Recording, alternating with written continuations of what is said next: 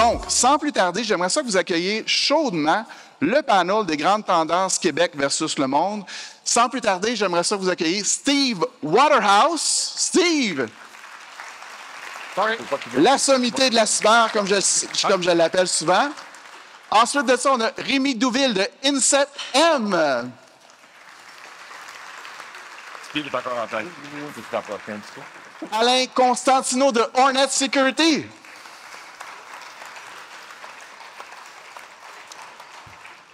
Et on finit par Guillaume Boisvert de ShareWeb.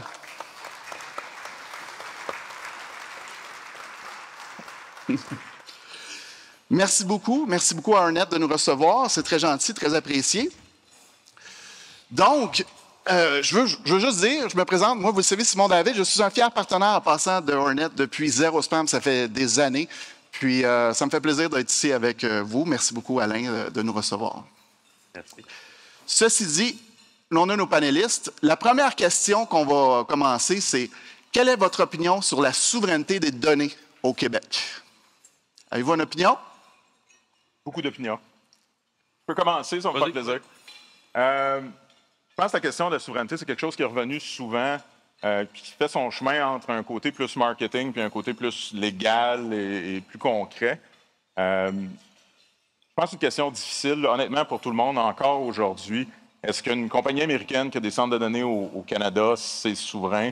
Est-ce qu'une compagnie canadienne qui a de l'équipement chinois avec du logiciel américain, est-ce que c'est souverain? Ça devient plus qu'est-ce qu'on a de besoin. Si c'est une question de conformité légale, je défère aux avocats. On a eu des présentations là-dessus, tout ça. Je me réserve mon opinion. Si c'est une question de paix d'esprit, et là, ça devient beaucoup plus différent. Ça devient qu'est-ce qu'on veut obtenir comme paix d'esprit. Les questions deviennent plus les nôtres. Puis il n'y a pas une bonne réponse, selon moi. Ça devient qu'est-ce qu'on essaie d'obtenir comme paix d'esprit à ce niveau-là. Je pense que c'est une question qu'il faut absolument poser à nos fournisseurs. ShareWeb, les produits qu'on vend, c'est des questions qui doivent faire partie du processus de sélection. Mais après ça, c'est d'avoir un but clair. Côté entrepreneurial, vous devez vous poser la question, quels moyens vous utilisez pour les héberger, quels moyens vous prenez pour collecter l'information. Et après coup, vos informations personnelles, elles vont où? Vous avez combien d'applications sur vos téléphones? Ces applications-là exploitent de ces informations-là, les métadonnées, etc. Donc, il y a tout cet amalgame d'informations que veut pas, ça va se retrouver en quelque part sur les Internets. Je dois dire les Internets parce que c'est partout. Alors, quand vous voulez établir une certaine forme de souveraineté de données, surtout avec l'entreprise et les lois qui s'en suivent, ben oui, posez des questions, mais soyez pas dupes. La majorité des fournisseurs ne savent même pas où eux-mêmes hébergent les données. Et après coup, ben, c'est toujours quand il arrive un incident qu'on apprend, ben, il y avait des données un petit peu en Europe, il y avait des données un petit peu ailleurs dans le monde. Et là, après coup, ben, c'est servi comme ça. C'est un excellent point. On ne se le fait jamais poser, cette question-là, en tant que fournisseur, tu as raison. Sauf quand il y a un problème. Quand il y a un problème, on apprend qu'en effet, on respectait les demandes. Puis je dis on, je ne suis pas le seul fournisseur qui fait ça, mais le gros problème, je pense, pour la majorité des gens, c'est le Patriot Act aux États-Unis. On ne veut pas que ça aille aux États-Unis parce qu'ils se donnent le droit de regarder. Ça, c'est le gros. Là. Une fois que tu as réglé ça, c'est correct. Mais une compagnie européenne, genre comme la nôtre, oui, ça va se retrouver en Allemagne des fois. Oui, il y en a. On se met au Québec, je ne sais pas, on est au Québec, mais au Canada, mettons, 99% du temps. Mais il y a eu des fois où on a vu des choses qui sont en Allemagne. C'est pas, je vais nous défendre en disant ça. C'est pas dangereux parce qu'en Allemagne, avec le GDPR, tu l'as dit en français. RGPD. RGPD. Merci beaucoup. Le GDPR, parce que je ne me rappelle déjà pas, puis ça fait 3 secondes que tu me l'as dit. On respecte des lois beaucoup plus concrètes que ce qui existe ici. On n'a pas le choix, il faut. Donc, c'est pas dangereux. Vos données sont pas moins bien protégées, mais il n'y a personne qui pose la question, ou presque, sauf quand il y a un bobo. Puis moi, juste mon opinion, je le vois quasiment plus comme du marketing. Ouais. C'est beau de dire ça, mais je vois pas le besoin que ce soit absolument souverain. Québécois, Canadiens, tout le kit, là. En autant qu'on respecte les lois, puis... Aujourd'hui, effectivement, moi, de mon point de vue, pour les PME surtout, qui doivent se gérer au niveau de leurs données, et puis, encore une fois, comme Steve le disait, savoir où elles sont entreposées, notamment avec les lois qui viennent d'arriver et celles qui vont arriver, devoir gérer évaluations de facteurs risques liés à la vie privée pour savoir si la donnée elle est en sécurité ou est-ce qu'elle est stockée. Encore une fois, si elle est aux États-Unis et justement avec le Patriot Act qui leur permet de regarder la donnée, va pas forcément plaire à tout le monde. Moi, de mon point de vue, je suis un peu entre deux là. Ça ne me dérange pas qu'on puisse garder la donnée au Québec. Ça peut être très bien justement de rester avec des produits québécois. Mais après, il y a aussi du bon un peu partout, en Europe aussi. Puis il y a aussi pas mal de lois comme la RGPD qui permettent cette protection de la donnée là. Merci. Merci tout le monde. Prochaine question. Voyez-vous une différence dans les communications avec les victimes par hameçonnage au Québec? Oui, ça s'améliore. Pas de la bonne façon. OK. C'est pire, c'est ça? Le hameçonnage devient mieux, malheureusement. Puis que ce soit à cause de ChatGPT ou autre chose, on voit des fraudes où il y a des gens avec des accents québécois qui finissent leur hameçonnage avec un appel pour concrétiser que c'est légitime, merci beaucoup, très anglophone, je suis désolé, que c'est légitime, puis c'est ça, c'est de la mauvaise amélioration, mais c'est de l'amélioration pareille. Donc, c'est un jeu, hein, faut pas, c'est pas un jeu, là, mais je veux dire, c'est un jeu. On va créer quelque chose de mieux, les hackers vont s'améliorer. C'est une roue qui finira jamais par tourner dans ma génération. Je suis sûr qu'il y a un génie qui va arriver quand je vais être mort puis qui va trouver une façon de gérer ça. Mais ma génération à moi, on va juste créer plus de bébelles pour protéger les gens contre les hackers qui vont trouver une façon de passer à travers les bébelles. Alain, tu le sais, c'est l'IA qui va régler tout ça demain matin. Hein? Ouais. On entend parler à tort et à travers, mais justement, sur ce point, on voit de plus en plus une revictimisation. Un peu dans le sens que, Alain, tu l'amenais. Les incidents de rançongiciel ont lieu, l'hameçonnage ont lieu, mais après coup, les équipes, de la façon qu'ils sont structurées, les groupes de cybercriminels, peu importe de quelle nationalité ils sont. Et oui, à l'exemple que je veux amener sur qu'est-ce que tu apportais, Sébastien Vachon-Desjardins était à la solde de Netwalker et j'appelle ça un agent qui était à l'interne au Canada. Donc, pour un groupe de russophones qui était Netwalker, il opérait à partir de Gatineau. Un jour, il travaillait pour le ministère des Services partagés Canada.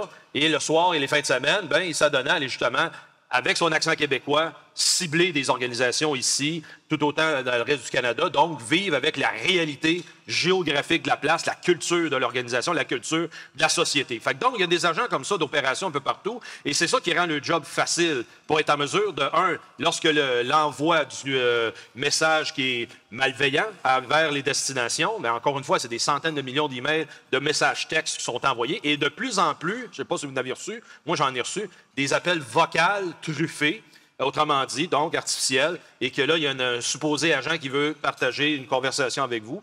Puis après coup, en second lieu, souvent, ça va aller vers un aspect secondaire, c'est-à-dire l'agent local qui va prendre le relais et donc va vous désarçonner, va désamorcer vos préoccupations. Si c'est un vrai, c'est pas un vrai, c'est un Canadien-Français qui me parle. Wow, le problème est réglé, donc il y a quelqu'un qui me comprend.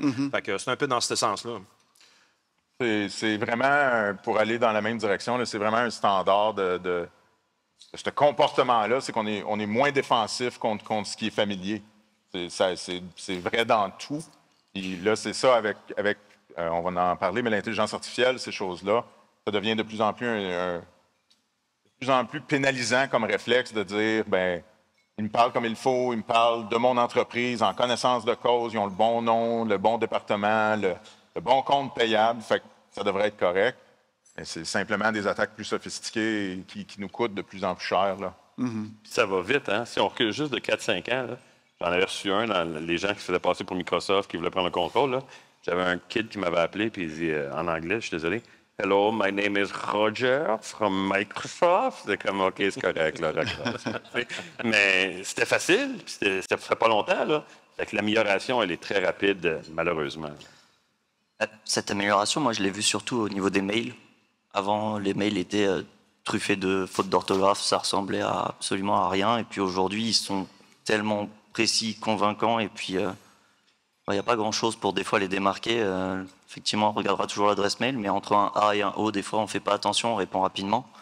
Aujourd'hui encore, beaucoup de PME se font avoir, ont encore ce souci-là de cliquer, de renvoyer un paiement alors que ils ne devraient pas.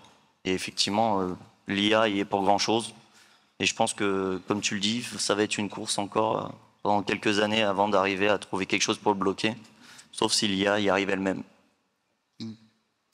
Personnellement, de mon côté, j'aimerais ça donner mon avis là-dessus aussi. Il y a beaucoup dans les victimes que j'ai eues cette année, il y a moins de ransomware, on en a parlé récemment, mais une augmentation de la fraude. Fait que personnellement, souvent, je sais que c'est pas un mandat qui est nécessairement TI, mais de peut-être rendre conscient les payables, la direction, du montant maximum de transfert qu'ils sont capables de faire dans une journée. Souvent, les victimes de fraude, c'est des fraudes que moi j'ai eues, c'est dans 150 à 350 000 pour des PME. C'est pas normal d'avoir un montant aussi élevé. Souvent, c'est rare qu'on va payer ces montants-là dans une journée. Donc, peut-être diminuer la limite, puis aussi implanter la double signature pour les transferts. Je pense que c'est une bonne chose pour éviter la fraude en ce sens. Donc, une petite recommandation comme ça, des fois, on n'y pense pas. C'est pas nécessairement TI, c'est plus bancaire, mais de rendre conscient nos entrepreneurs, nos clients, je pense que c'est une bonne chose. Un dernier petit point sur ce que tu apportes. La dernière chose que tu as dit, c'est tellement important. Il y a tellement de clients, puis malheureusement même des MSP, qui disent ben, ça, c'est la banque ou ça, c'est quelque... Non, c'est tout toi, là. C'est ton entreprise. Tu devrais avoir un doigt sur absolument tout ce qui se passe dans ton entreprise. Puis pas trop faire confiance, puis je dis pas de pas faire confiance, mais pas trop faire confiance aux autres. Puis si tu fais confiance à quelqu'un, c'est correct, mais sois au courant de la procédure, de qu'est-ce qui se passe. Puis comme tu dis, c'est ajuster. Ajuster puis être au courant de ça. Trust but verify, là. Exactement. C'est le concept qui est appliqué partout. Tu disais, c'est pas nécessairement une fonction de TI d'aller dire comment gérer les virements bancaires. Absolument. Je pense que la façon que je présenterais ça personnellement, c'est que c'est clairement une fonction de cybersécurité ou de sécurité en général. Et la cybersécurité devrait être vue comme une fonction d'entreprise et non pas de TI. Je pense que c'est un des défis qu'on a beaucoup en cybersécurité. C'est que c'est un peu la patate chaude, la cybersécurité, si on l'approche de façon traditionnelle. Il n'y a personne qui veut vraiment dealer avec ça. C'est plus un problème qu'un apport à l'entreprise. Mais la façon de le faire, c'est vraiment de l'intégrer au reste de l'entreprise, que chacun en soit conscient. Et c'est de cette façon-là que les gens qui travaillent à la comptabilité, les gens qui travaillent au compte payable se sentent concernés et vont faire leur part par rapport à ça. Parce que tout est dans tout, là. C'est un peu simpliste comme expression, mais quand on parle de cybersécurité, c'est des couches. Il n'y en a aucune qui sont infaillibles. On prend le plus de couches possible, là, y compris le côté bancaire. Oui. Puis il y en a mieux que c'est. Prochaine question. Est-ce que vous voyez des liens entre l'intelligence artificielle et la cybersécurité au Québec? Je vais prendre le lead là-dessus, oui. Puis on est dans le trouble en 5, s'il vous plaît. Juste pour rester poli. Parce que présentement, on voit que c'est un punchline, c'est une commercialisation, c'est de la publicité, c'est des faux espoirs qui sont apportés en disant qu'il faut avoir une bonne cybersécurité en ayant une bonne intelligence artificielle. Premièrement, encore une fois, qui sait dans son entreprise à 100 % quelle est la topologie, où sont les données, quelles sont la classification des données, autrement dit, des données importantes de celles qui ne le sont pas, etc., etc. Puis, on vous fait miroiter que l'intelligence artificielle, avec toutes sortes de moyens et de l'argent qui va être injecté, que c'est ça qui va être la solution pour demain. Désolé, c'est une responsabilité d'organisation personnelle avant tout. Puis après coup, ça devient un outil qui va venir aider à faire un travail de fond, non pas que ça soit la solution qui va vous donner la réponse à la fin de la journée. Je suis entièrement d'accord. Puis je vais apporter... C'est chanceux, hein? Je te donne mon apport. Je vais apporter 2 points là-dessus. Puis moi, je suis tous les fournisseurs, on est des mauvais acteurs dans ça. Parce que je vois tout plein de choses, je dois en faire une 20aine par année. Puis dans chaque présentation qu'on fait, il faut qu'on parle de IA et d'intelligence, il faut qu'on parle de single pane of glass. Puis si on parle de ces 3 affaires-là, on a une belle présentation. Puis tout le monde dit la même affaire. Puis personne ne sait. Puis ceux qui nous écoutent, c'est intéressant, mais ils ne savent pas non plus. Fait que ça, c'est le premier problème. On engendre l'ignorance en faisant croire qu'on l'a, qu'on le contrôle. Ça, c'est le premier problème. Le deuxième problème que j'y vois, c'est que l'intelligence artificielle, on pense à Copilot, là, mettons Copilot, les gens ne comprennent pas ce que ça comprend. Il y a un client qui va appeler un revendeur, qui va dire hey, « Je peux-tu faire ça, moi, avec Copilot? » Oui. Go! OK, le revendeur va lui dire ça va prendre un plan d'affaires, ça va coûter tant, ça va être ci, ça va être ça. Oh, je veux juste faire ça. Les gens ne réalisent pas l'ampleur de ce que ça peut avoir de s'impliquer dans ça. C'est cute, c'est cool, mais ça prend un projet, ça prend un plan, puis c'est pas gratuit. C'est les deux problèmes ou les deux topos que je vois avec l'intelligence artificielle. Pour ma part, pour l'intelligence artificielle, je me dis qu'on est encore vraiment trop au début. Elle va servir à un moment. Elle sert déjà effectivement pas pour les bonnes solutions. Le problème, c'est qu'elle sert souvent pour les attaques. Mais en fait, à un moment donné, on va arriver à pouvoir réellement s'en servir et qu'elle soit réellement efficace. Mais encore une fois, il ne faut pas se dire qu'elle fera le travail à notre place. Elle n'est pas là pour nous remplacer entièrement, elle est là pour nous aider, nous améliorer, nous permettre d'avancer encore plus rapidement. Et ça, c'est un problème que tu as bien pu soulever en disant qu'on s'y attend beaucoup trop à ce qu'elle fasse tout. Et aujourd'hui, on a encore du temps. On a encore quelques bonnes années, une bonne dizaine, je pense. Même si ça avance très vite, on verra bien. Je pense que le rôle de l'intelligence artificielle qui est le plus accepté là, dans les conversations dans lesquelles je suis, c'est l'assistant expert. C'est pas le remplacement, c'est pas la solution finale, c'est l'assistant expert. Donc, je suis un analyste de cybersécurité. Bien, quand je suis un analyste de cybersécurité qui est assisté par de l'intelligence artificielle, je suis un meilleur analyste de sécurité. Et non pas je remplace mon analyse par de l'intelligence artificielle, ce qui est souvent un peu le premier réflexe de... Presque toutes les nouvelles technologies paraissent comme de la magie. Quand elles apparaissent, c'est rapidement, on se rend compte, finalement, c'était pas de la magie, c'était un outil. Là. Je pense que ça a été bien dit. Par contre, je suis directeur de l'innovation, je suis grand fan de cybersécurité. Je pense qu'il ne faut pas l'approcher de façon négative. C'est une opportunité presque unique dans notre temps de faire certaines choses, de faire avancer des choses. Il y a des opportunités commerciales. Ça va aider définitivement les équipes de cybersécurité, mais juste au niveau de l'affaire, je pense qu'il faut faire attention de ne pas passer à côté. Même les défis que ça nous apporte, mon franglais était à peu près aussi bon que le tien. Le data governance, qui était mentionné tantôt, là, la gouvernance des données, c'est un problème qui n'a jamais été réglé dans les 40 dernières années de TI, qui n'a jamais été réglé. Mais de mon temps professionnel, puis avec les cheveux blancs que j'ai, ça commence à faire longtemps, c'est la première fois que je vois du mouvement là-dessus significatif. Les gens veulent Copilot, par exemple, et ils sont comme, OK, je vais le faire, le projet de la gouvernance des données.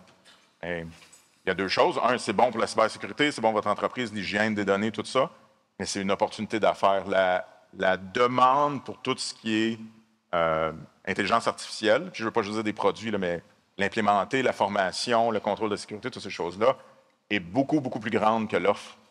Il n'y a pas assez de gens qui peuvent faire ces choses-là en ce moment. Donc, dans votre entreprise, si vous voyez une opportunité d'amener quelque chose, on l'a toujours dit, là, dans la ruée vers l'or, c'est qui fait le plus d'argent? Les gens qui vendent les pelles. C'est un classique. La première fois que je l'entends. Pour de vrai? Mais je l'aime. Je pense que ça s'applique en partie à l'intelligence artificielle. Si tu demandes à l'intelligence artificielle, c'est quoi la décision d'affaires que je dois prendre, je pense que là, tu es un peu en train de te faire désaccroire. Si par contre, il y a une opportunité d'affaires, je vais bâtir quelque chose, je vais l'offrir à mes clients, là, il y a vraiment quelque chose de concret et ça va rester là, dans le futur. C'est pas des NFT, là. C'est pas un feu de paille. Tu as offensé la communauté d'NFT. Je suis désolé. Je suis curieux. Pensez-vous que le Québec est en avance sur ses lois et ses sanctions par rapport au monde ou sentez-vous qu'on est en retard? Oui, c'est sûr qu'on est en retard. RGPD. Juste le GDPR, on est quoi? On a 7-8 ans de retard à peu près sur le GDPR. On commence, puis oui, c'est bien ce qu'on fait. Tu sais, je ne veux pas être négatif en disant non, on est loin. On commence, c'est bien, puis on est capable de rattraper le 7 ans, d'après moi, si on travaille bien, en 2-3 ans, mettons. Là, mais il faut y aller. Là, on a le retard, puis les États-Unis sont pires. Les États-Unis sont encore plus loin en arrière que nous, puis je ne sens pas le sentiment, l'engouement que je vois au Canada, parce que je travaille beaucoup aux États-Unis aussi. C'est positif, c'est bien, mais on a du retard, c'est sûr. On n'est pas les leaders mondiaux, mettons. On pense peut-être qu'on est. Puis c'est pas mauvais, là. On ne peut pas toujours être les meilleurs, on ne peut pas toujours... c'est pas le hockey, on n'est pas les meilleurs au monde, mais au moins, on s'en va dans la bonne direction. C'est positif, c'est un pas vers l'avant. Il faut juste en faire plus. Mm-hmm. Pour moi, on doit en plus juste s'inspirer de ce qui est fait au GDPR. Il y a eu beaucoup d'erreurs qui ont été faites par les entreprises en Europe, en France, par rapport à cette loi. Et du coup, il y a beaucoup d'erreurs qu'on pourrait éviter ici et enfin rattraper ce fameux retard. Et on pourrait vraiment s'inspirer beaucoup plus de ça. C'est pour ça qu'on pourrait le rattraper en 2-3 ans. Exactement. Pas besoin de réinventer la roue. Non, mais il faut à un moment donné aussi comprendre que la roue, il faut qu'elle tourne et non pas qu'elle demeure carrée. C'est présentement la situation à la Commission d'accès à l'information du Québec, où même de l'interne, j'ai essayé d'influencer que, hey, il faudra peut-être en 2022, avant que ça arrive en septembre, faire un plan de communication, puis en parler à la population, puis voir en sorte que les entrepreneurs le savent, c'est quoi tout ce qu'on a jasé tantôt dans le panel précédent. Zéro. Ils sont pas là. Ils ont 17 millions de budget par année. Ils n'ont pas assez de monde engagé à l'interne pour le faire. Oui, ils ont des tâches administratives et d'un tribunal administratif pour répondre aux plaintes, etc. Mais quand il est arrivé le dossier de tout ce qui était le projet de loi 64, maintenant la loi 25, ils ont gelé. Puis encore aujourd'hui, il y a eu des cas, au cours de la dernière année, il y a eu au moins 4 à 5 cas que je m'attendais qu'ils étaient pour être à ce moment-là utilisés, comme en Europe, des cas types avec lesquels voici qu'est-ce qui se passe quand quelqu'un va à l'encontre de la loi 25. Bien, zéro, il se fait. Alors, je suis désolé, Alain, ça va être 10 ans d'ici. Moi, c'est mon estimé qu'on va avoir un résultat positif qui va se dégager de cet organisme-là parce qu'ils ne sont pas prêts et ils ne sont pas là. Fait que la législation est en place, les lois sont là, mais il y a manpower pour l'activer. Voilà. Est-ce que le Power, il pourrait pas être activé par le Canada directement avec la C27? Le C27, tellement qu'il est complexe, ça n'y arrivera pas demain matin. Le débat est toujours présent. Oui, ils vont mettre un cadre en place, c'est qu'est-ce qui est l'intention, comme le C26, mais la discussion qui est en cours présentement depuis 1 an et demi fait en sorte que tout le monde veut son exception à travers de ça, mais il faut qu'il y en ait un cadre pour débuter. Puis après ça, oui, comme tu as mentionné, qu'on ait une marche, une direction à aller vers l'avant. Fait qu'ils sont déjà en retard. Mais cependant, à la défense de M. Duchesne, le commissaire à la vie privée du Canada, déjà, à chaque année, il se présente devant la Chambre des communes et demande des pouvoirs punitifs, puis il les a pas. Fait que déjà là, on a le même problème qu'à Québec, puis il va faire encore juste des recommandations, pareil comme un paquet de cas sur lesquels le statuer, tape ses doigts, puis ça finit là. Juste pour complémenter, c'est 27? C'est un projet de loi sur la protection du renseignement personnel, OK. Au même titre que la loi 25 au Québec, mais fédérale. D'accord. L'équivalent canadien. Oui. Qui n'est pas appliqué encore. Non, il est à l'étude. Ouais. Il est en débat, il est en travail. Suivez les travaux de la Chambre. Si vous pensez que des soaps dans la journée, c'est le fun, les travaux de la Chambre, là, c'est encore plus épicé de cet incite, là, c'est le fun. Tu veux-tu complémenter, Guillaume? Bien, je pense que c'est dur de rattraper en allant moins vite. J'ai jamais vu quelqu'un rattraper quelqu'un d'autre en allant moins vite que la personne en avant. Par contre, je dirais, ça dépend toujours à qui on se compare. D'être les premiers. Si on se compare toujours aux premiers dans le monde, c'est difficile d'être heureux. Par contre, le fait qu'il y ait un mouvement positif, le fait qu'on est là pour en parler, qu'il y a des organismes, c'est différent de l'ignorer complètement. Puis ça, au moins, c'est positif. Quand on se compare aux États-Unis, on a dit qu'on est en avance. Je pense qu'on est en avance sur le côté de la vie privée et j'espère un jour aider à contrôler ou encadrer les corporations, là, les grandes compagnies, parce que c'est vraiment ça le problème qu'ils ont aux États-Unis. Parce qu'au niveau de la cybersécurité elle-même, les États-Unis sont un peu en avance selon nous, ce qu'on voit au niveau commercial, là, les produits qu'ils achètent, les trucs qu'ils implémentent. Mais la vie privée, c'est ignoré de façon très, très volontaire pour laisser le chemin à la commercialisation sauvage là, jusqu'à un certain point. Il y a plusieurs tracks à cette conversation-là là, qui sont quand même tous très, très complexes. Merci. Donc, il nous reste environ une vingtaine de minutes. Je voudrais juste faire un signal, peut-être de préparer les micros pour les questions provenant de la salle à l'équipe technique et les gens d'évolution, peut-être préparer ça tranquillement. Moi, j'avais une question là, par rapport toujours au Québec. Je suis un petit Québécois, puis j'essaie de garder mes cyber-incidents ici, mais de référer. Voyez-vous, dans le fond, si, exemple, un client, OK? Moi, personnellement, c'est ce que je sens. Je sens qu'un client a souvent l'idée de formater, de effacer les preuves, d'arrêter de faire les démarches, de ne pas investiguer. Puis je vois tout le temps un choix dans les mains du client actuellement, présentement dans mes cyber-incidents. Puis on arrive au téléphone au moment ultime où on est dans un incident, puis là, il dit « Ah, mais je vais formater puis je vais réinstaller ». Comment vous voyez ça? Comment on pourrait changer ça présentement, selon vous? En fait, les compagnies d'assurance sont en train de s'en occuper. Là. Ça devient un requis que leur équipe d'intervention soit mise en cause dans des incidents. il y a toujours le côté requis, conformité, des choses comme ça qui peuvent amener le changement. Mais sinon, je dirais que le plus gros... Ce que moi, j'ai vu de mon côté, le plus gros enabler, là, ce qui permet ce genre de choses-là, c'est d'être préparé. Plus les compagnies sont préparées, plus ils ont déjà des procédures en place, ils savent ça va être quoi, ils ont testé, etc. Quand il y a un incident qui se passe, plutôt que d'aller de la panique, qui est le réflexe normal, honnêtement, là, sentez-vous pas mal, là, quand il y a un incident de sécurité, c'est généralement la première étape, la panique. Mais plus on est prêt, plus ça a été pratiqué, plus c'est conscient, plus tout le monde est au courant de son rôle, plus on voit des comportements qui sont constructifs à ce niveau-là, qui nous permettent justement de faire avancer la connaissance et de bien comprendre ce qui s'est passé, voir s'il y a d'autres impacts, etc. Parce que effacer le poste lui-même, c'est souvent d'enlever la façon que tu vas trouver les autres problèmes qui ont été générés dans une situation comme celle-là. Moi, je pense qu'on devrait, comme il dit, la panique, c'est peut-être un peu normal, mais la volonté de vouloir, on ne l'a peut-être pas assez, ça. Tu sais, c'est... je ne pointe pas personne. Il n'y a pas beaucoup de gens qui ont un plan préparé, qui pratiquent. Tu sais, j'ai travaillé chez Bell longtemps, là, puis 3 fois par année, là, le gars avec le petit chapeau rouge, il passait. Puis là, on savait qu'il fallait arrêter de travailler dans 10 minutes parce que là, ça sonnerait, il fallait aller dehors, puis là, OK, ça nous applique, whatever. Tu sais. Si on fait ça, pourquoi qu'on ne le fait pas en TI? Si on se prépare pour un feu dans le building, on devrait se préparer pour d'autres choses. Donc, lorsque ça va arriver, bien, vous allez, sans être prêt, vous allez être prêt. Ou plus prêt, en tout cas. Puis ça, on ne l'a pas. Je ne l'entends pas souvent, je le vois. Bien, je le vois pas parce que je ne travaille pas avec vous autres, là, mais je ne pense pas que ça arrive assez souvent. Donc, la volonté d'être prêt. Les gens, j'ai l'impression que les gens ont peur de ça. Non, ça n'arrivera pas à moi. Ou, tu sais, une mentalité qui, au lieu de dire, merde, c'est sûr que ça va peut-être m'arriver chez un de mes clients. Tu sais, l'Auto-Québec veut que le pourcentage est là. Fait que je vais être prêt quand ça va arriver. Vous allez avoir l'air d'un superstar chez votre client si vous arrivez là avec tac, tac, tac. Versus être pointé du doigt, c'est de ta faute, tu n'as pas fait ce que t'as. C'est un look très différent que vous allez avoir. Moi, je suggère ça. Juste avoir un plan d'action pas trop long, pas utile, 1-2 pages grand max, comme tu disais tout à l'heure, les numéros qui sont essentiels, les personnes à contacter, comment faire. Et puis en fait, ça suffit amplement pour les sociétés aujourd'hui.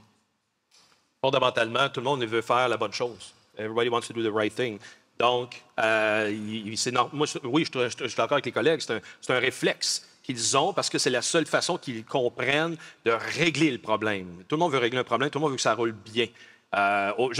Puis, moi, prendre l'exemple suivant. Lorsque c'est temps de faire une mise à jour, vous avez eu la semaine dernière iOS 17.5, puis là, 2 jours après, 17.5.1, qui corrigeait un petit problème qui s'est rajouté par rapport à la corruption de la base de données pour les photos dans les produits iOS. Mais que les gens, est-ce qu'ils ont fait dans l'instant la mise à jour, malgré qu'il y avait des 4 vulnérabilités qui étaient couvertes par ce correctif-là? Ce qui est ironique, c'est que les gens veulent faire disparaître la petite pastille rouge qui paraît sur le téléphone parce qu'ils n'en veulent pas de rouge dans leur vie. Ils veulent juste que ça roule. Fait que souvent, c'est par obligation comme ça qu'ils vont se dire « Hey, je veux que ça disparaisse, je fais la mise à jour, ça part. Parfait, je suis conforme. » Et d'après ça, quand c'est des signaux et des symptômes invisibles, comme on vient de citer, bien là, ils ne voient pas rien. Là. Fait que c'est là qu'ils vont aller vers l'essentiel qui dit on recommence, on jette aux poubelles et on rebâtit. Comprendre comment ça s'est fait, par où ça a rentré, etc. Pour la majorité des gens, c'est pas grave. Ils ne veulent pas le savoir. Ils veulent juste s'assurer que leur quotidien, le lendemain, fonctionne. Et ça fait partie de l'éducation collective qui est absente, malheureusement. Mais on va y arriver ensemble. Ben oui, c'est pour ça qu'on est là. Il y a un syndrome super connu qui est de l'humain dans tout, qui est de mettre plus de probabilité sur le bon côté du résultat, dans n'importe quoi. Ça, je pense qu'en cybersécurité, on en est très, très fortement victime. Là. On préfère penser que ça n'arrivera pas. On se met la tête dans l'autruche. Genre.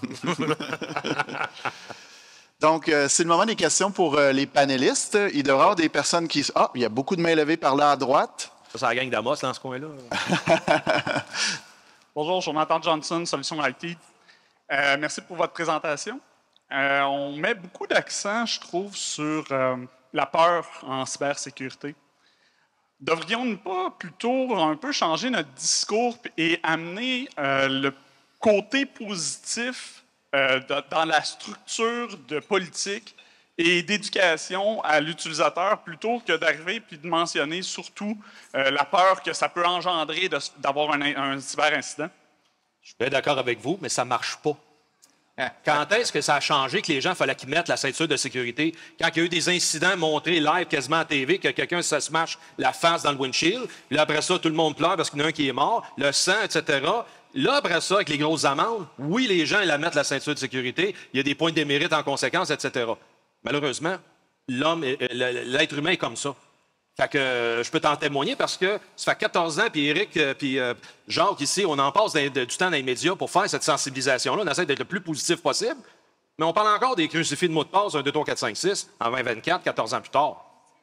Désolé, là, il faut qu'on arrive avec des éléments en choc qui vont faire réaliser aux gens que ces éléments de base, bien, ils sont adressés puis sont compris, mais malheureusement, c'est dans le tourbillon du quotidien qu'il y a un paquet d'autres affaires qui vient graffiter autour. Fait que pour une personne, une entreprise, de dire « Hey, je vais m'adonner à respecter cet élément-là », mais là, après ça, bien, tu as la ville qui vient solliciter pour toutes sortes de taxes, toutes sortes d'affaires, gouvernement provincial, gouvernement fédéral, l'association de ci puis de ça. Fait que, et où la cybersécurité là-dedans? C'est un petit morceau seulement. Là. Merci. Très, très d'accord avec ça. La seule chose que je rajouterais qui est une porte de sortie un peu à ce négativisme-là, parce que 100% requis, je ne m'assinerai pas avec vous aujourd'hui. OK. Même si j'aimerais ça, c'est le fun. Je dirais que si on est capable de transformer, pas d'associer l'avancement de la cybersécurité, de la conformité à un développement d'affaires. Donc, je veux maintenant faire affaire en Europe. Qu'est-ce que j'ai besoin de faire? Là, on a vu de l'avancement parce que ça amène... Ça change le sujet à « je vais faire plus d'argent ». Là, si tu es capable d'associer ta cybersécurité, ton avancement de cybersécurité à amener des nouveaux revenus à l'entreprise, ça change complètement la conversation. Parce que sinon, juste, c'est vraiment important qu'on le fasse, arrêter de l'ignorer. Ça fait 25 ans que ça bouge pas beaucoup l'aiguille, là. Très, très, très peu. Mais c'est ça. Quand on identifie des nouvelles opportunités d'affaires, les gens de cybersécurité sont déjà dans cette conversation-là, puis on le fait de façon constructive. C'est la façon que j'ai vu qui marchait, qui n'était pas basée sur nécessairement la peur, fear, uncertainty and doubt, là, qui est le classique. Merci. D'autres questions? Oui? Allô? OK. Bonjour, messieurs. Je voudrais savoir, pour revenir sur les tests des plans de réponse aux incidents, souvent, quand on teste des alertes de feu, on fait ça depuis qu'on est au primaire, une fois par année, tout le monde sort. Quand on est rendu adulte, on est supposé savoir qu'est-ce qu'il faut faire, juste descendre l'escalier. Dans le cas des entreprises, il y a beaucoup de rotation des employés. Donc, quand on a des plans de réponse aux incidents qui sont mis en place, même si on les teste une fois par année, souvent, quand il arrive un vrai incident, bien, il y a la moitié du staff qui ne l'a jamais testé ou qui ne sait pas qu'est-ce qu'il faut qu'ils fassent, ou qui vont se référer à un plan d'une troisième entreprise qui ont travaillé avant, qui n'est pas du tout la même chose dans l'entreprise actuelle. Fait que je voulais savoir votre opinion par rapport au fait de dire on teste le plan une fois par année versus la réalité, en fait. On va commencer en vous disant combien de fois vous avez déjà changé un pneu sur un véhicule automobile? Non, mais sérieux, là, qui a déjà fait ça? Fait que la journée que vous avez, tant mieux. Et la journée que vous avez un pneu qui crève, là, puis vous ouvrez le coffre, vous êtes devant un néant. Dans le sens que, OK, ça sert à quoi? Ça, c'est quoi? Comment se fait que mon pneu, il est vraiment pas gonflé? Puis comment on va gonfler ça pour être capable de rouler alors que j'ai déjà une crevaison? C'est le genre d'exercice qu'il doit y avoir. Puis je me réfère dans mes vieilles années, lorsque je montais de l'instruction pour les premiers soins. Bon, bien, première étape, là, je le dis toujours, c'est de rester calme. Puis deux, prendre conscience de l'environnement dans lequel on est. Est-ce qu'on va devenir une autre victime par rapport à cet environnement-là? Puis trois, bien oui, apprends-les l'RCR, apprends-les comment faire à ce moment-là une immobilisation, lever du membre, on patch pour éviter qu'il y ait une effusion de sang, etc. Mais est-ce qu'en TI, on peut faire la même chose? Absolument. Mais il faut que ça devienne à ce moment-là un programme individualisé et mesurable pour dire tu l'as-tu fait ou pas cette formation-là. Si tu ne la fais pas, je suis d'accord avec vous. Si à chaque année, tu ne la revises pas, tu vas l'oublier, ça va passer out, etc. Là. Fait que c'est un fait, mais il ne faut pas l'ignorer non plus. Là.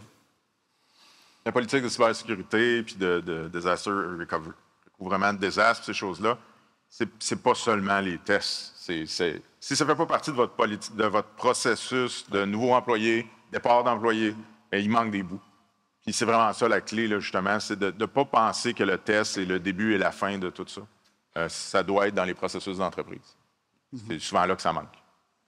Puis, je suis entièrement d'accord avec tout ce que vous dites, mais on a beaucoup d'MSP ici, là, de Managed Service Providers. Mettons le client de côté pour un instant, parce que c'est très dur de former tout le monde chez tout le monde, puis je comprends tout ça. Mais si ton équipe d'MSP, elle est formée, c'est toi qui gères le client, déjà là, il y a comme un gros sentiment de feel good, whatever, de confort, merci beaucoup, à savoir qu'il y a quelqu'un qui a pris charge. Et c'est, d'après moi, là, ça, c'est première chose. Un peu comme quand l'ambulancier arrive, t'arrêtes de brailler, t'arrêtes pas de saigner, là, mais je veux dire, tu sens que quelqu'un va prendre le contrôle. Là, genre, c'est comme ça que je voulais l'expliquer tantôt. Prochaine question, on est dans... Ah, Frédéric? One, two, Tu sais qui Il est censuré. Qui a donné un micro à lui? One, two, testing. Bonjour, je m'appelle Fred et ma question... Nous avons une question qui ne s'entend pas. Ils sont occupés. Le 7, oui, Voilà. le 7 avec la petite barre en dessous, merci. Alors, on a parlé de la loi 25, on en a parlé beaucoup, dans le fond, dans les 3 jours. Je pense personnellement que la loi 27 est principalement faite pour les très grosses entreprises, Google, Microsoft, Facebook, Amazon, etc., etc., ceux qui ont l'information et ceux qui vendent notre information en plus.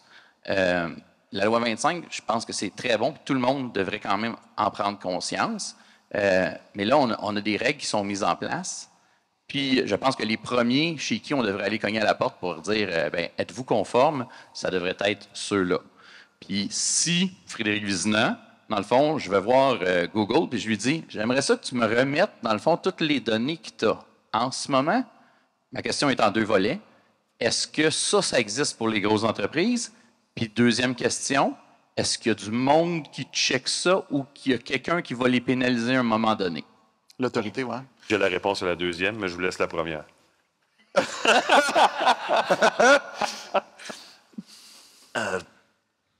J'ai la deuxième, mais j'ai plus la première question. Voilà pourquoi. Je peux Ben, répondre. Oui, tu peux demander ton information. Je ne connais pas toutes les entreprises et tous leurs mécanismes pour le faire, mais Google, là, c'est sûr. Facebook, là, c'est sûr. Je l'ai déjà essayé. Oui. Puis, est-ce qu'ils vont se faire punir? Ben, j'ai un panel qui est très, très excité de répondre. Jamais. S'ils sont européens. Même là. Ben, C'est des tapes sur le doigt qu'ils vont avoir, ces gens-là. C'est... Comme avec Cambridge Analytica. Je veux dire, Pardon? Facebook s'est fait taper ses doigts avec Cambridge Analytica. Oui, exact. C'est Ça ça. a pris du temps quand même, mais ça a eu lieu. Mais c'est-tu significatif à qu'est-ce que représente l'organisation? Non. Ça a fait un beau reportage. La loi 25 va faire... La loi 25, lorsque si tu te fais hacker, il faut que tu dévoiles les données qui ont été hackées, mettons. Chez une PME, là, ça va tuer la PME. Oui. Ça ne tuera jamais Google. Comprends-tu? Ça ne tuera jamais les gros. Les gros vont s'en sortir tout le temps. Puis il faut à un moment donné... Oh, c'est très mauvais ce que je vais dire. Il faut à un moment donné accepter que c'est ça. On a mis notre data, là. On a mis notre information sur LinkedIn, sur Facebook. On l'a mis volontairement là. Ce qu'ils font avec... Tu sais, moi, je parle de toi, des pneus, là, ben, tout d'un coup, Facebook m'envoie plein d'annonces pour des pneus. Là, tu sais. Si vous n'avez pas catché que c'est pas par chance, par pure chance, un pur hasard, come on, là, tu sais. Fait on l'a mis l'information, on a comme accepté ça. Je dis pas que c'est correct. Ça serait merveilleux que ça se règle. Ça ne se réglera pas. D'après moi, mon opinion personnelle. C'est dark, hein? pour Meta, ouais, un peu quand même. Mais Si ça tu peut- prends Meta, ils ont une amende quand même de 2 milliards en Europe, là, si je dis pas de bêtises. Bon, maintenant, est-ce qu'ils vont la payer? On en discutait encore l'autre soir, on n'est vraiment pas sûr qu'ils payeront réellement les 2 milliards. Encore une fois, ils sont beaucoup trop gros pour être touchables aujourd'hui. Et pour tes données, par contre, je reprends, oui, je suis sûr que tu peux récupérer tes données chez les plus gros. Et même plus facilement qu'on le pense. Merci pour vos réponses. Oh! Holy shit. Il a l'air excité. Il a l'air excité de poser sa question. c'en est une toffe. Vous avez sûrement entendu parler de HIPAA aux États-Unis, la loi sur la santé, et puis il y a une structure de pénalité qui va jusqu'à l'emprisonnement pour la négligence criminelle. Alors, peut-être une façon qu'on pourrait envisager, puis je vous pose la question, est-ce que ça marcherait? Parce que si on aurait des vraies pénalités attitrées aux gestionnaires des entreprises, parce que la majorité des énormes brèches sont généralement associées à une vraie négligence. C'est rare que c'est quelque chose de vraiment James Bondy, là. Excellente question. Puis oui, je suis d'accord avec ce que tu dis. Le problème, puis c'est là qu'il faut deviner, d'après moi, puis corrigez-moi, parce que je suis un petit peu au-dessus de ma tête là-dessus, c'est que le CFO ou le CIO va être congédié. Oui, c'est lui qui est optimalement responsable de ce qui se passe. Mais des fois, c'est plus bas que lui que ça se passe. Là, mais à quel niveau... C'est lui qui paye de sa poche. C'est lui qui va en prison. Non, c'est correct. Parce que c'est lui qui paye de sa poche. Bien, ça veut dire que là, il va mettre ça comme étant une priorité. Parce que tout ce qui se passe dans l'entreprise, c'est basé sur la gestion de risque. Quand on décide qu'on formate un poste de travail ou plutôt un serveur pour le ramener le plus rapidement possible, ça devrait être basé sur une gestion de risque où on se dit, bien, si j'attends que l'enquête soit finie et j'ai perdu mon entreprise parce que j'ai des pénalités dans mes contrats, qu'il faut absolument que je sois revenu opérationnel demain matin, peut-être que je vais le formater, mon disque, puis je vais réinstaller parce que je veux ramener l'entreprise. Ça va être une décision consciente basée sur la gestion de risque. Fait que si la pénalité s'en va directement, parce que le HIPAA, c'est ça qui se produit. Il y a 3 catégories d'impénalités HIPAA dans la santé aux États-Unis. La première, il t'est arrivé de quoi? C'est bien triste, tu vas payer une pénalité. La deuxième, il t'est arrivé de quoi? Mais quelqu'un de raisonnable, il aurait fait une job de bonne qualité, il aurait fait une meilleure job que toi, tu vas payer une plus grosse pénalité. Puis la troisième, qui veut dire que les gens qui ont écrit HIPAA étaient vraiment allumés, a dit, si tu savais qu'il y avait de quoi de pas correct, tu avais du willful blindness, tu as fait semblant qu'il n'y avait rien, et puis tu as tout camouflé ça, et puis là, tu vas avoir une grande pénalité. Puis en plus de ça, il y a une charte que tu peux aller en prison, évidemment. Je ne dis pas d'envoyer le président de Desjardins en prison, là. Parce que c'est pas ça le point. Mais je peux te dire que s'il y aurait ce serait rattaché à son fonds de pension, finalement, je te garantis que ça serait une priorité numéro 1 au lieu d'être une priorité parmi tant d'autres.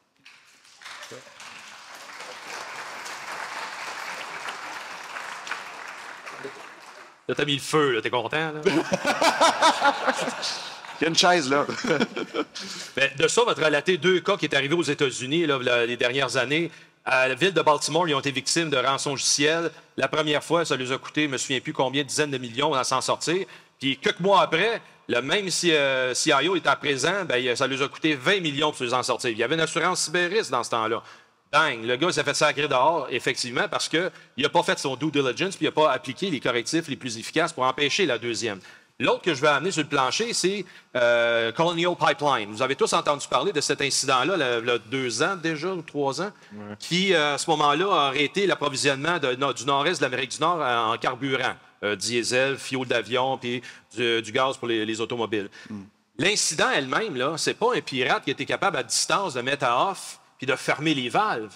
C'est une négligence à l'intérieur de l'organisation. Puis si vous allez écouter le témoignage, la déposition du président de la compagnie lorsqu'il a été cité à en parler au Congrès, bien, c'était une vulnérabilité dans un système administratif que son VPN, le mot de passe, il a été divulgué dans une fuite d'informations et qu'après ça, ça a été pris. Puis les pirates, eux autres, bien, ils s'en sont servis pour rentrer dans cette plateforme-là administrative de gestion de factures. Et la décision ultime de cette compagnie-là de fermer les valves et de dire on arrête le flot de gaz, c'est parce qu'ils ne savaient pas à qui charger quoi que ce soit. Y avait-tu une genre de latitude pour être capable de dire on va laisser passer une couple de millions de litres puis on verra plus tard? Non, non. Eux autres, ils ont dit hey, money, c'est ça l'objet de notre organisation, on ferme ça et tout le restant du monde, attendez, on verra.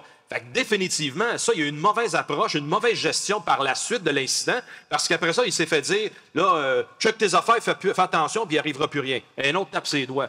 Il n'a pas été tenu responsable à la hauteur de l'impact social que ça a fait dans notre économie, puis on voyait du monde mettre ça dans des sacs de plastique dans les stations de gaz aux États-Unis. Là. Il y a vraiment, là, c'était la déchéance totale. Fait que s'il y a un autre incident comme ça, il faut qu'il se reproduise. Voir un bateau qui rentre dans un pont, dans un certain encore Baltimore, c'est la faute à qui là-dedans? Puis c'est qui va être responsable de dire hey, faut que ça change? Bien, il y a toutes sortes de. Les enquêtes vont avoir lieu, on verra les conséquences de ces enquêtes-là. Mais une fois que l'enquête est faite, on peut-tu justement rendre imputable une personne en décision qui n'a pas pris la bonne décision parce que, soit ça ne lui tentait pas, 2, il n'y avait pas les bonnes informations par la décision, ou 3, la complaisance, parce que c'est souvent le cas. Les gens sont assis confortablement, puis moi, je dis, mets ça sur le cruise, je m'en vais, dans 30 ans, je vais avoir mon fonds de pension, des fois, ça arrive plus vite, mais au moins, je vais être à ce moment-là tranquille, il ne m'arrivera rien, je vais avoir un petit chalet dans peu importe où, puis je vais être tranquille. Bien, c'est exactement ça ce qu'Éric apporte. Il faut que ça change, parce que sinon, ces gens-là qui sont dans des positions de gestionnaires,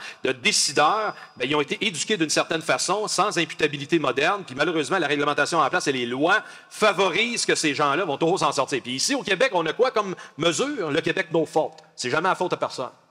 Fait que, on est toujours encore au point mort, je pense.